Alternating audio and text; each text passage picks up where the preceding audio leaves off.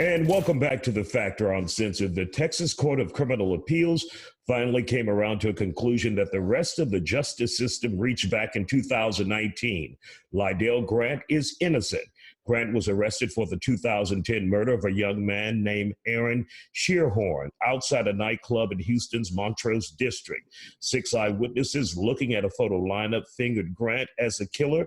Grant swore he was innocent. This week, he was proven right by the high court. And we have with us Lydell Grant joining us here on The Factor Uncensored, along with his attorney, Mike Ware, with the Innocence Project. So, Lydell, how does it finally feel to be totally proven innocent here in this country, here in Texas, where your name is cleared by the courts? Well, first of all, Isaiah, thank you for having me on your show again. How does it feel? I mean, it's like a release of pressure that was pressed up on me. I mean, it was like, what else does it take for me to prove my innocence when we presented clear and convincing evidence, you know? But finally, to be able to hear them words that I saw years ago, I mean, it's a hell of a relief, and I'm just thankful and I'm grateful, man. I'm really grateful. Now, you were initially released 2 years ago from prison when when we had the district attorney and the other courts say that you were innocent of this crime, but it took 2 years to get to this point for the high court to finally say it. Why did it take so long, Lydell? To me and you, that's a good question. I mean, there's no explanation, there's no justified reason of why the delay was so long, when in fact, you know, it didn't take them that long to arrest me and, you know, run me to court and convict me wrongfully, but it took me a long time to get exonerated. That was kind of odd in my situation, but I mean, once again, like I said, I'm thankful. I won't whine about it or nothing, man, but that is a good question to ask. And I doubt if we get answers. Mike, let's bring you into the conversation. You are Lydell's attorney with the Innocence Project. What took so long, 2 years, for the Court of Criminal Appeals to finally say he is innocent in this case? Okay, well, to be fair, it was a little bit more like a year and 4 months. We got all the evidence to the court, I think, in the first part of January of 2020, or the last part of December of 2019. I expected a quick turnaround, and so that they could and we could move on to the next case. Yeah, I mean, it was an easy call to make. It didn't require a lot of legal analysis. DNA exonerated Mr. Grant. Not only that, the actual perpetrator had confessed. And so in April of 2020, you know, a little over a year ago, they asked, and this was an unusual request, really, they asked to see the actual tape itself of the actual perpetrator confessing. So we gave it to them. We got it to them pretty quickly. And then they issued a very unusual order that everybody agrees seemed to come out of nowhere, where this was in July of 2020. They wanted us to go out in the middle of a pandemic and find the 6 witnesses and get affidavits from them. Now, I've never seen anything like that when DNA has already exonerated someone. I've never seen anything like that when DNA's already exonerated someone and the actual perpetrator has confessed. Now, Mike, we're going to take a quick break, and when we come back here on The Factor Uncensored, I want to ask you, did you actually have to go out and find those 6 witnesses? What did the courts finally settle for when we come back after this break? Yes. We'll be back with more Factor Uncensored in just a moment.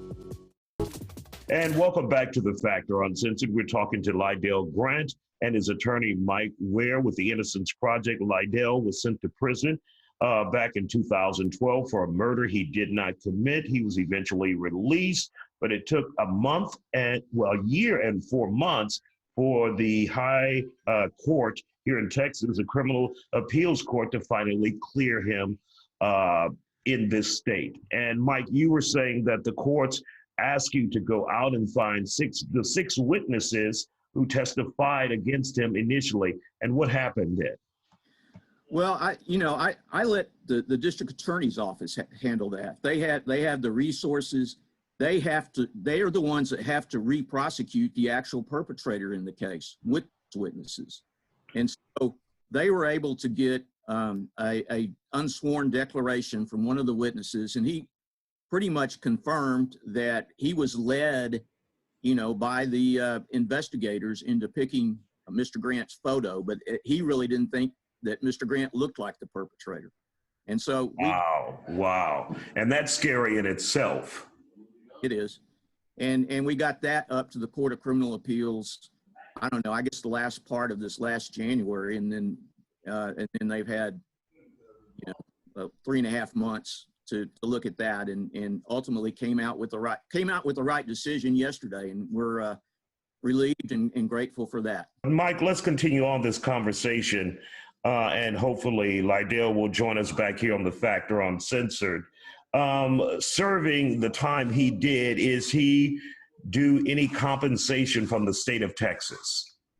Yes, because he's been found actually innocent. In other words, he absolutely did not do this. He's actually innocent and absolutely innocent. Then there is a state statute that allows him $80,000 a year for every year he was wrongfully locked in a cage. Now, what led you to Lydell's case? Obviously, there are a lot of people behind bars saying, I didn't do it, I'm innocent, and they know about you guys, the Innocence Project, and I'm sure you get, hundreds of letters saying I didn't do it. What made Lydell Grant stand out? Well, of course, he has always maintained his innocence, and that counts for something, because not everybody does. I teach a law school class that my students help look at these cases. And what my students and I noticed in his case is that the DNA testimony in the trial of his case was false. We looked at the DNA data, and we could see that he was absolutely excluded as from the DNA that was under the victim's fingernails. And the witness got on the stand in this case and just completely misstated it. And it's been my experience that when the state has to lie to get a conviction, that's a red flag. And so that was a red flag in this case. Was this a classic case of someone being railroaded by the state? Well, there's an element of that involved, definitely. I think that they jumped to a conclusion way too fast, that they had their perpetrator of what was then a high-profile crime. They, talked to the media about how they, how great they were, that they caught the perpetrator so quickly. And I think once it got to that point, there was no going back. And then when it turns out the DNA, in fact, excluded him, I think they just, testified about that inaccurately at trial. And of course, if Lydell was here, I'm sure he would be thanking God. I saw his press conference yesterday. He said that he wanted to thank God for supporting him and keeping his faith while being locked up behind bars in prison. He also said he wanted to go back to school and get his audio engineering degree and also focus on his music career. Unfortunately, because of technology and Wi-Fi, damn it, Wi-Fi, we lost Lydell Grant. But we want to thank you, Mike Ware, for coming on the Factor Uncensored along with Mr. Grant and the great job you've done. Well, thank you very much, Isaiah. Thank you for bringing us back on. I really, really appreciate it. Absolutely.